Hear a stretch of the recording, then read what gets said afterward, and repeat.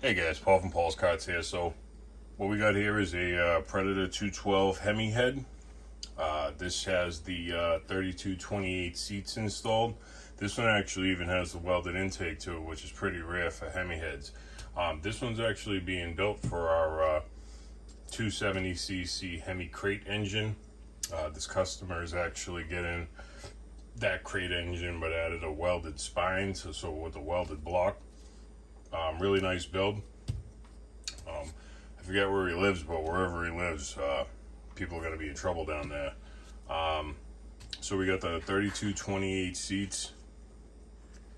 It's got the new porting, Gen 3 porting. It has the Gen 3 seats, the non-touching seats. The seats don't normally touch in the Hemis anyhow. Polished chamber. These are radius unshrouded. This cylinder head's been milled. Going on a 3-inch bottom end, 3-inch stroker bottom end. Has the epoxy port. Let's see if we can see down inside there.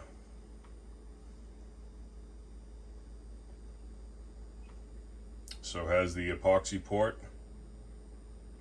As you can see, it has the nice Hemi bias that it's supposed to have. Bronze guides. Spring pockets cut to accept the bigger coil springs, whether it's the 37s or the dual coil 60s. Welded intake tube. Exhaust port. Has the exhaust bolts in it. Multi-angle valve job, polished chamber.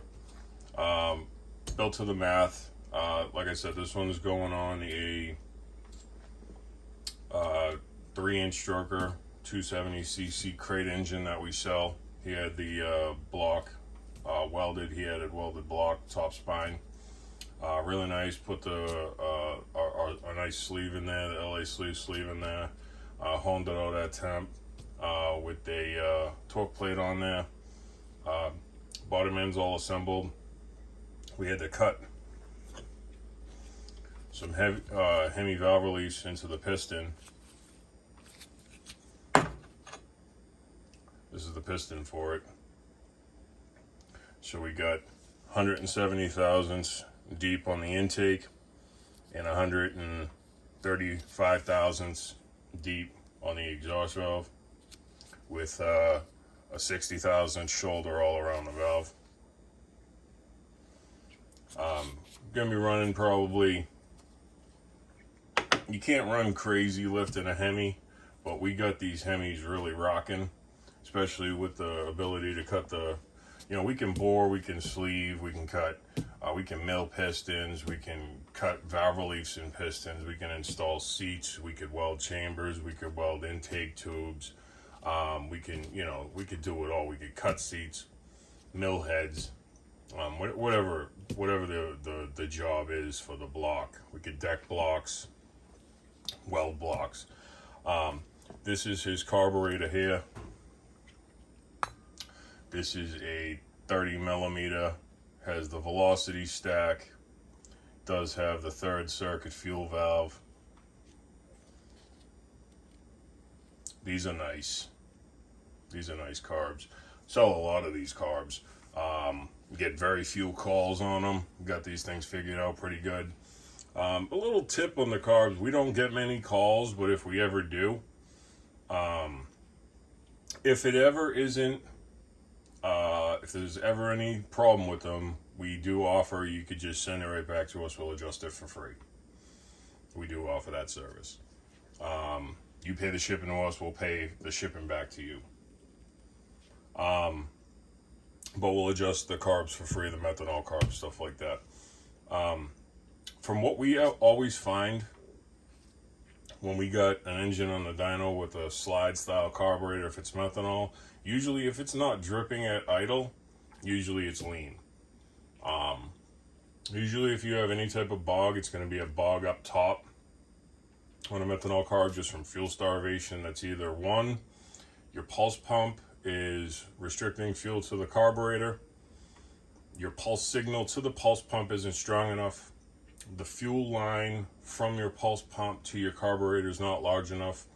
Or for some reason you're draining the float bowl in the carburetor due to not having enough fuel supply. Or it's just the jet's not big enough. Usually what we find is that usually it's a fuel supply problem to the carburetor. Usually you want to go a little bit bigger pulse pump,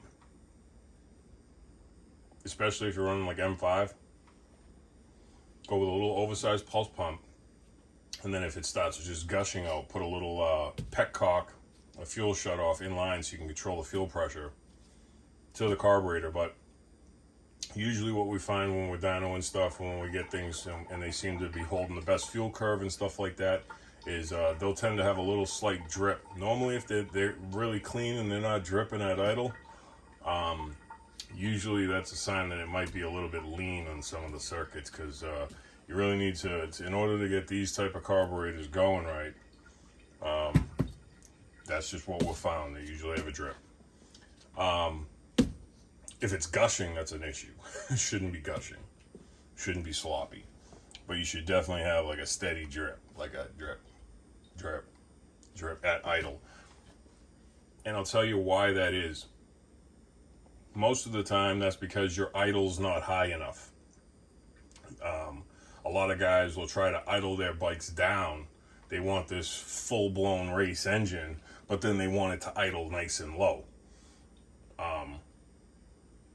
You know, when you're on the line getting ready to race, I mean, you should have your idle set at like, 3,500 RPMs. This thing should be like, popping and banging and rocking and ready to go.